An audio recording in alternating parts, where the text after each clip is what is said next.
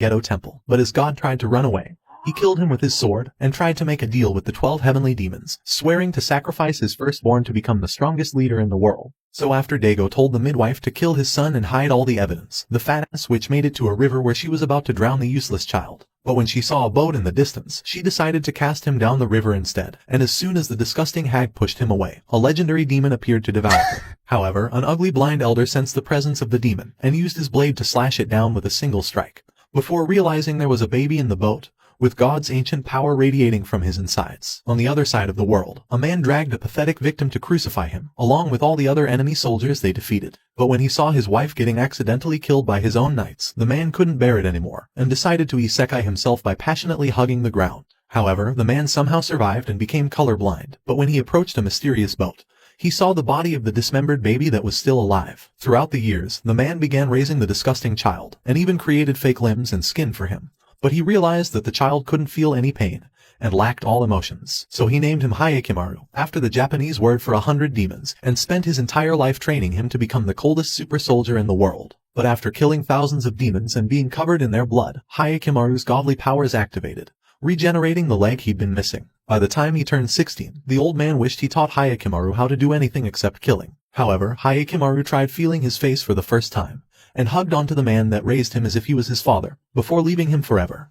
For the next 3 billion years, Hyakimaru began traveling the world without ever eating, until one day, he saw a child called Dororo, getting beaten for stealing money from 3 oppressive men. But before the men left, Dororo launched a stone at their leader's eye, so the fatso began drowning Dororo, and ordered his men to bring the sword for killing him. As they walked away, however, they saw Hyakimaru in the distance, but he was looking past them at the demon he noticed in the river. Just then, the demon launched and devoured the fat ass with a single strike, so the other lackeys began running away. But the demon swallowed them up as well. As it was about to eat Dororo, Hyakimaru slashed its arm off and threw Dororo away, before running to evade its attacks and destroy the bridge. The beast continued attempting to swallow him, but Hyakimaru continued slashing the foundations of the bridge, causing it to collapse as the monster was chasing him, and killing the demon underneath all the rubble. In that moment, Hyakimaru's mask fell off, and he regained his skin as lightning blasted in the distance, destroying one of the 12 demons. At the same time, Dago's second son showed his mother the dove he caught, but she couldn't stop missing her first son, and stared at the statue of the goddess that sacrificed herself on that day. Eventually, the two of them began traveling to a neighboring village. But along the way, Dororo realized that although Hyakimaru was blind, he was able to see the outline of their souls,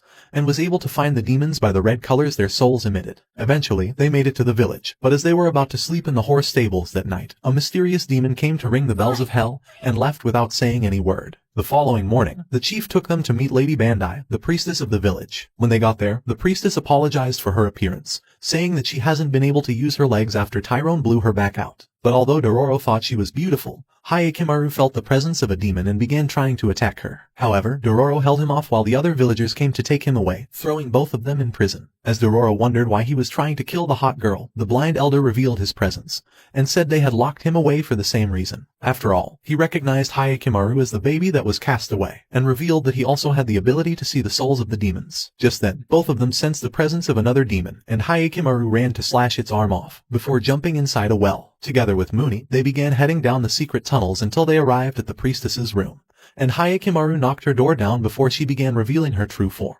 Immediately, Hyakimaru attempted to launch towards her, but she knocked him away with her tail, and she released all of her arms towards him. After closing the distance, he penetrated her eyes with his swords, but the village chief restrained him in the last instant, and told the demon to run away. As soon as he slashed the cloak down, Hyakimaru began chasing the demon throughout the forest. But Banai was able to trap him down with the bamboo sticks. Before she could kill him, the demon rung the bells of hell again. But Hyakimaru disappeared when she looked back, and launched down from the sky to slash her head, eliminating her in that instant. As Banai revealed her hot form once again, she realized that one of the 12 demons failed in sacrificing him. But before she could keep talking, Hyakimaru pierced her face, killing her for the final time. The demon continued ringing the bells of hell before disintegrating, and when Dororo searched the ground, he saw thousands of gold coins that were buried. This was the money that Banai kept stealing from the adventurers she killed, and the chief revealed that this was the only way their village could continue surviving, so he sold his life to the demons in exchange for the gold. At the same time, 2 of the 12 demons were killed, restoring Hyakimaru's nervous system, and allowing him to be able to hear once again. That night in the forest, the noises from all the animals overwhelmed him, But Dororo wondered how he could hear anything when everywhere was completely silent. So he wrapped a cloth around his ears to muffle the noise, and suggested that they hunt no demons until he was recovered. Just then, Hyakimaru noticed a monster in the forest, and a great bird flew between them. Immediately, he drew his sword, and as the monster returned, he narrowly evaded it. However, it flew towards them again, nearly snatching him up, and the noises from falling leaves distracted him, allowing the bird to knock him into the ground. As it returned, Hyakimaru managed to slash it, but the bird tried carrying him away, and he utilized the opportunity to wound it. But as it returned to end him, Muni appeared at that moment and cut it to pieces in an instant. Just then, Dororo noticed that Hyakimaru was spaced out and tried returning him to his senses,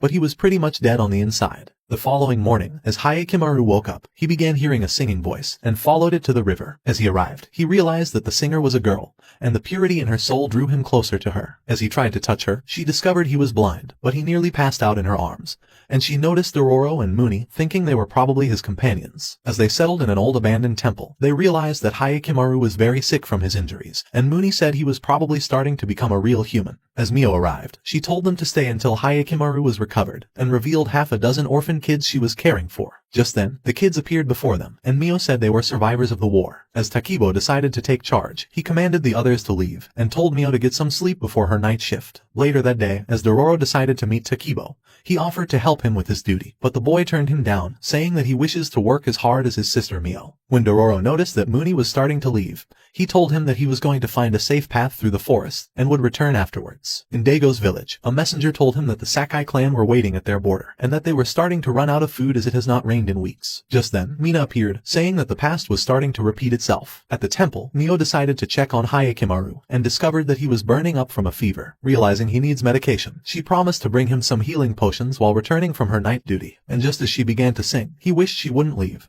but would stay by his side forever. Inside the forest, Muni discovered a path through the creek and thought it would make a better home for Mio and the orphans. However, he soon noticed the presence of a demon deep inside a hole, and thought that this place wasn't safe after all. The following day, when Mio returned to the village, she realized that Hyakimaru was waiting outside, and decided to give him the medication she brought. However, he tried telling her to sing instead, and Dororo said her voice would probably awaken his mind. As she began singing, Muni arrived, and as they settled inside, he told them about the area he found in the forest, and said that it would be a good place to hide when the war begins. However, he revealed that a great demon was already living on the land, and that it would only be safe when it was gone. Hearing his words, Hyakimaru began heading towards the forest, and ignored Dororo when he tried to stop him. As Muni realized he was far from recovery, he decided to follow him for support. So with the men gone, Mio revealed that she would be working for both villages that were preparing for war, saying that it was the fastest way to earn more money. However, the boys thought it was too dangerous, so Dororo promised to follow her and protect her if she fell into danger. That evening, as he trailed her into the forest, he realized that her work was developing plot with the soldiers, and was depressed by what he saw, and the amount of things she endured every day. At the same time, Hyakimaru and Muni arrived at the large hole. As they spotted the demon, Hyakimaru drew his swords, but Muni realized he was still sick from his injuries. Muni tried suggesting that he waits until he's recovered, but the monster began drilling the ground, and the sand pulled them deep into the hole. After jumping off the rocks, Hyakimaru flew at the monster, and Muni slashed it from behind, forcing it to turn its attention. As soon as it was distracted, Hyakimaru stabbed its head, but the demon caught him, and began pulling him deep into the ground. Luckily, Muni managed to save him, but Hyakimaru began screaming from a terrible pain, as half of his leg was lost to the demon. That night, as Dororo returned to the temple, he came across Muni and Hyakimaru. As he noticed Hyakimaru's severed leg, he fell from the shock, and Muni revealed that it was eaten by the demon. However, when he realized that Hyakimaru was actually groaning from the pain, Muni told him that he had now also gained his ability to speak. In the morning when Mio arrived, she found Hyakimaru injured and wondered what happened. But Muni told her that he would survive his injury. As she began to clean his wound, Dororo noticed her scars, and ran off at the memory of what he saw. A few minutes later, Takibo found him, and wondered why he left, but Dororo thought it was better to keep what he saw a secret. As he asked if he has ever seen Mio at work, Takibo began telling him that his duty was to watch over the remaining orphans, and that they were only able to stay alive because of Mio's sacrifice. At Dago's village, Tahamaru began demanding to be sent off to the battlefield, but Dago said he was still just a kid, and told him to have his mom teach him how to play with his small sword. I beg your pardon? As Mina appeared, Tahamaru begged her to play with his sword, but she thought he was a spoiled little brat, and ignored everything he said. However, Tahamaru realized she'd been only pretending to care about him ever since he was born, and wondered whose sword she was really worried about. He thought she was definitely hiding a secret, and hoped to eventually discover it. At the temple, the memory of the incident continued flashing across Hyakimaru's mind, and as he tried heading to the forest, he fell from his injury, but Mio hurried to give him her support. To help him relax, she tried asking him to speak, but discovered that he could not say a word, so she began to sing for him. As Mooney spied on them, he realized that Mio's singing voice was calming the demon that was starting to appear inside Hyakimaru's soul. So as he began to leave, he told Dororo that he would stay around the forest in the meantime, and revealed that Hyakimaru's demon flames might one day turn him into a monster. That evening, as Mio began heading to work, she told Dororo that she noticed him the previous night, and said that this was their only means of surviving. So he decided to forgive her, and said that she was actually brave, so he would never hate her for sacrificing herself for all the other kids. Immediately, he ran up to the temple, happy to have finally made peace with her. At the temple, Hyakimaru began sharpening wood to replace his leg, but Dororo decided to feed him his meal, saying that it was the only way he would regain his strength. However, he hoped Hyakimaru would never become a monster, and told him that he was his only friend in the world. By the morning, Hyakimaru had fixed the wood, and was practicing with his sword. As the orphans admired his sword arms, they decided to show him several hidden swords, and Takibo revealed that they found them on the battlefield. At the same time, Mio began heading to work, but a soldier from the Ishikawa clan spotted her and thought she was probably a spy. On that night, with all the other kids asleep, Dororo realized that Hyakimaru had left the temple, and thought he must have gone to face off with the demon. At the hole, Hyakimaru drew his swords and was ready for the battle. As he slid into the hole, he began dodging the demon's claws, and it started raining at the same time. As the beast bit off his leg again,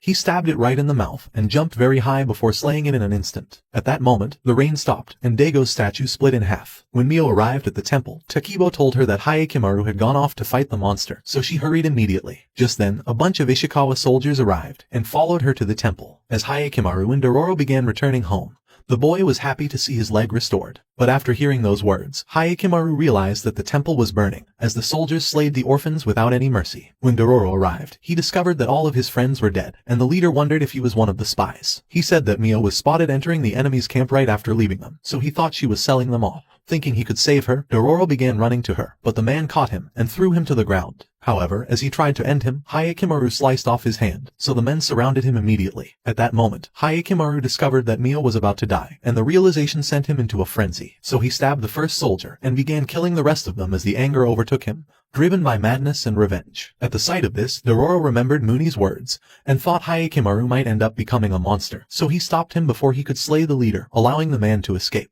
As he revealed a pouch, Dororo told him that it was filled with seed rice, and said that it was Mio's dream to one day create a rice farm for the children, so she could feed them rice patties. After all, none of them had ever eaten anything except burnt rice patties after the war, so he told him to hang on to it, and to never forget Mio's dreams. After hearing those words, Hyakimaru let out his first word and said, Mio, and they buried all the bodies before leaving the temple. As they resumed their travels, the only thing they kept on hearing was Mio's sweet voice singing, pushing them to keep moving forward in their miserable lives. When it was night, Dororo tried asking if Hyakimaru was hungry, but he only held on to the pouch. Before long, Dororo began hearing voices in the forest, and thought two lovebirds were probably developing plot behind the bushes. As he grew angry at the thought, he began hurling stones at the trees, but a basket nearly crushed him. Just then, he noticed a spider before him, and Hyakimaru rushed up the tree immediately. In an instant, he slashed the webs, and a man fell to the ground. But Dororo realized that he has probably lost his mind. As Hyakimaru flew at the monster, he slashed it instantly, but it cast a web and bound him to a tree before escaping immediately. Later that night, as they spotted a village, Dororo suggested they stay there for the night, and the monster thought it was the best place for her to recover. When they arrived at the village, they discovered that they needed a pass to enter, and a guard told them that there was a kidnapper abducting the villagers. In the morning, a villager noticed the lady on the roadside, but she pushed him away and pretended to be afraid. As he noticed she was sick, he invited her to his home, saying he would offer her some food. However, she thought it was her chance to drain his life force, and realized she could waste him like an empty doll. At his home, he introduced himself as Yajiro, and wondered if she has a name. When she said that she doesn't have one, he decided to name her Ohagi. Believing she was hungry, he decided to serve her a bowl of rice, and she thought that it was delicious. As he wondered where she was from, she told him to mind his fucking business, and said that she would leave his hellhole once she regains her full strength. Just then, he began to leave, saying he would return when it was dark, and she thought he was a mysterious man. At night, as Yajiro arrived home, he noticed that Ohage's sickness was getting worse, and wondered if she hasn't eaten all day. Right then, he spotted a cockroach, and decided to release it outside. At the sight of this, Ohagi wondered why he decided to spare it unlike every other human in his right mind, so he told her that every life was special. His words impressed her, and she told him that she has never met anyone like him. However, as they slept that night, she crawled to his spot, and tried to eat him out, but discovered that she was hungry for food, and decided to eat the rest of her meal before going back to bed. She thought he was a special human and wished to know everything about him. When it was morning, Dororo was exhausted from scouting the village and wondered where the spider could be hiding. However, later that day, Dororo discovered that another villager has gone missing, but wondered how it was possible, seeing as there was no sign of any monster. That night, Yajiru realized that Ohagi has gotten even worse, and told her that they have no doctors in the village. On top of that, they need a traveler's pass before she could leave, so he offered to sneak her outside. Meanwhile, Hyakimaru and Dororo were chewing on weeds for dinner, and Dororo thought they would definitely starve to death if they continued to stay in the village. At the same time, Yajiru and Ohagi began hurrying to the secret exit, but before long, they came across Hyakimaru and Dororo. Realizing who they were, Ohagi wondered if they were waiting to slay her, but this only made Dororo discover that she was the spider, and he commanded Hyakimaru to attack her. However, Yajiru decided to protect her, and said that he was actually the kidnapper. Just then, the guards appeared, and threatened to execute Yajiru for sneaking people out of the village. Dororo tried saying that he found him first and deserves the reward, but the leader revealed that there was never a reward in the first place, and that it was merely a scam to make the people confess. As he commanded his men to capture them, Ohagi bound the men with her webs, and consumed their life force immediately. Just as Hyakimaru sensed her red soul glowing again, he drew his sword and tried to attack her, but she bound him with her cloak and ran away with her man. As Dororo freed him, Hyakimaru ran after them, and a guard called for the others with a whistle. Eager to escape, Ohagi cast a web to the top of the mountain and pulled them up. As Yajiru realized she had regained her strength, he began saying that he was probably useless to her now, but she told him that she wants him by her side forever. Yajiru wondered if she kills humans after draining their life force, but she told him that she always spares their life,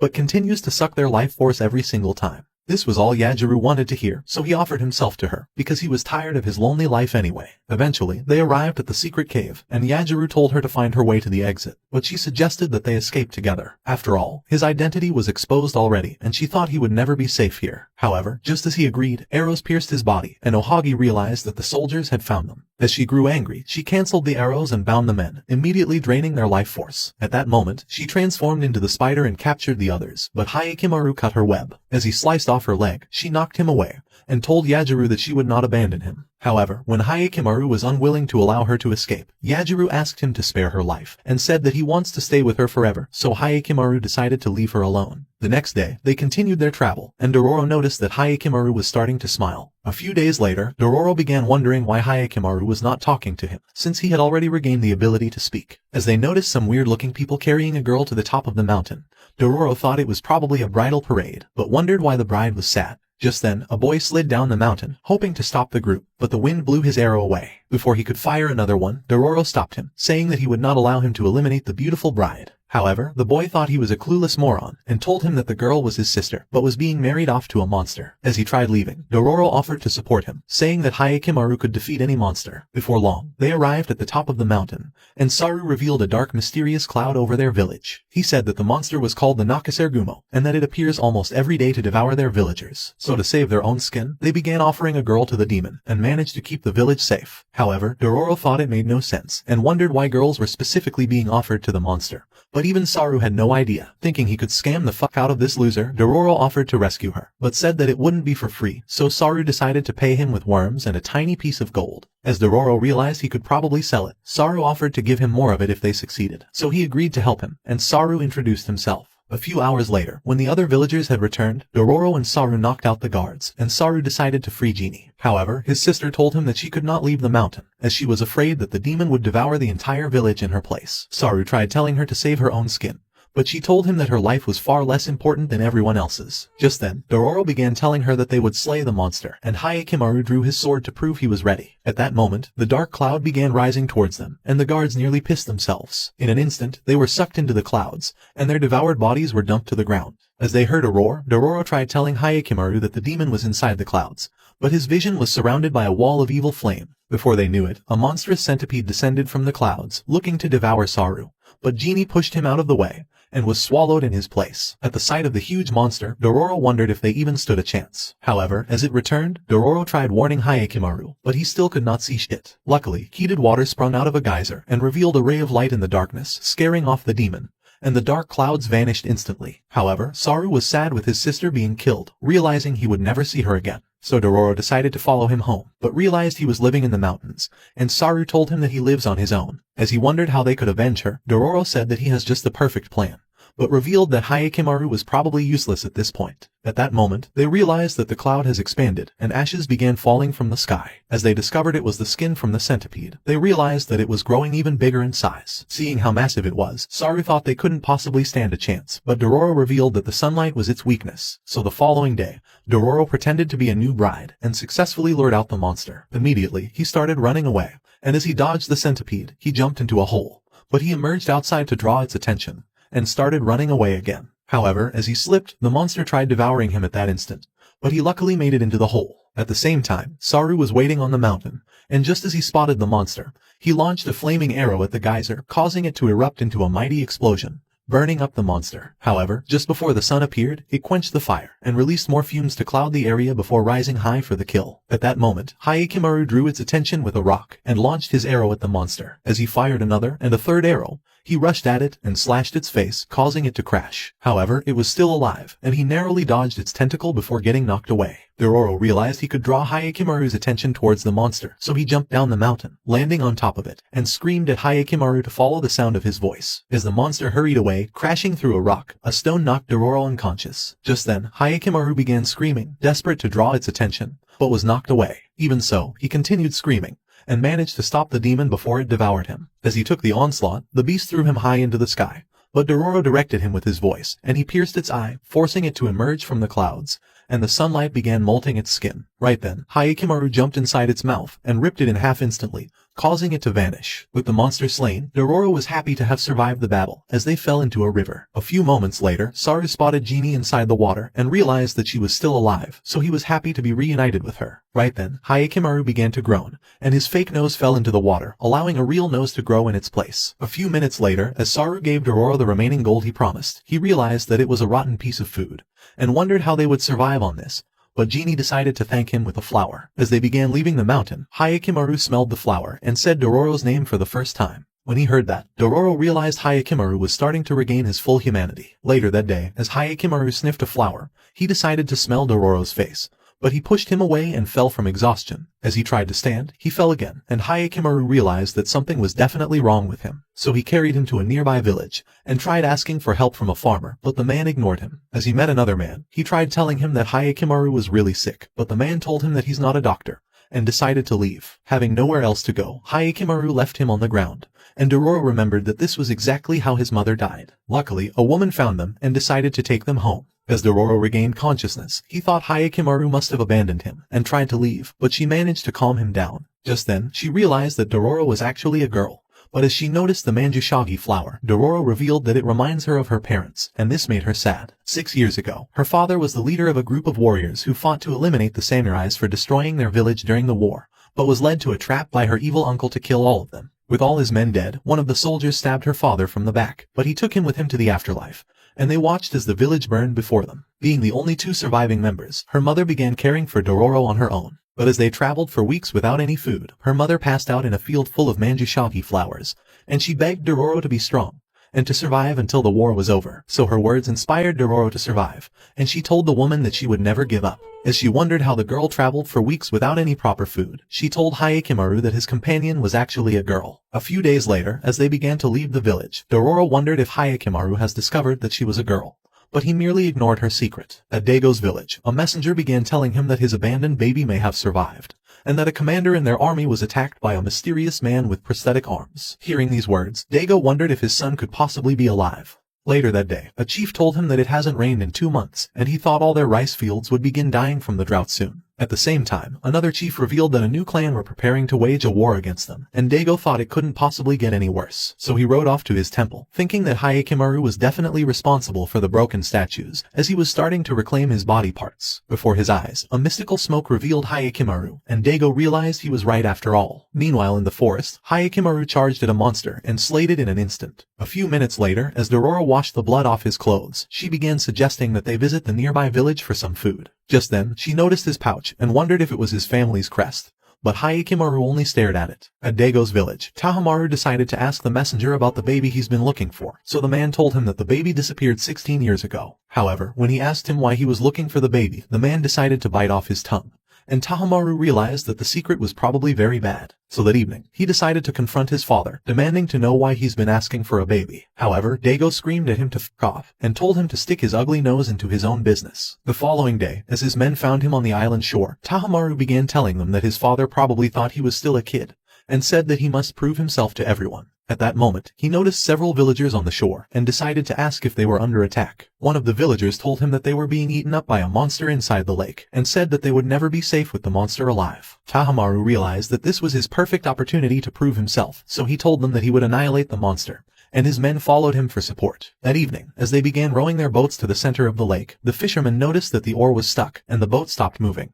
At that moment, Tahamaru realized that the monster was already approaching, and just then, it emerged from the water, and the villagers thought it would make them its dinner. Immediately, they tied their boats to a rope, and successfully held it to the spot. As the beast grew angry, Tahamaru drew his sword, and was ready to slay it. So he jumped off to another boat, and the monster crab tried to devour a villager, but he managed to escape. As Matsu fired an arrow at the beast, Tahamaru jumped on another boat, and split its claw in an instant, before Hyogo cracked its shell. Tahamaru tried going for the kill, but the monster withdrew into the water and they watched it vanish. However, it began stabbing their boats, and Tahamaru realized that it was trying to sink them, so he commanded the men to pull the boats towards the shore. On the island, Matsu told Tahamaru that they could hardly defeat the beast inside the water, and suggested that they come up with a better plan. Later that evening, he suggested that they throw explosives into the monster's mouth, saying that it would definitely blow it to smithereens. However, Tahamaru was unwilling to lose his men, and said that he would come up with a better plan. Just then, he spotted something in the distance, and Hyogo raised him higher so that he would see better. At that moment, he discovered the perfect plan,